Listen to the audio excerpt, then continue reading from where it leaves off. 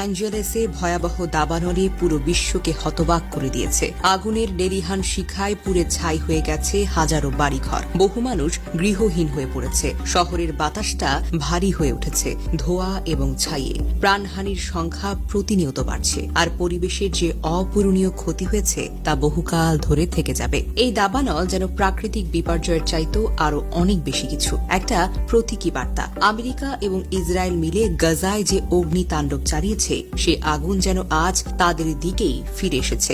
গাজায় আগুন জ্বালাতে তারা বিলিয়ন বিলিয়ন ডলার খরচ করেছিল, কিন্তু আজ তারা নিজেরাই জ্বলছে, একটা পয়সাও খরচ হচ্ছে না। আল্লাহ সব কিছুর সৃষ্টিকর্তা এবং সর্বোত্তম পরিকল্পনাকারী। আল্লাহ তাআলা ছাড় দেন কিন্তু ছেড়ে দেন না। এই দাবানল যেন তারই একটি উদাহরণ। ফিলিস্তিনি, ইসরায়েল এবং আমেরিকা যে নারকীয় কর্মকাণ্ড চালিয়েছে তা মানব ইতিহাসে এক কলঙ্কিত অধ্যায়। তাদের এই হত্যাকাণ্ড কর্মকাণ্ড কি আল্লাহর চোখ এড়িয়ে যেতে পারে? নিশ্চয়ই না। আজ তারা নিজেরাই প্রকৃতির গজবের শিকার।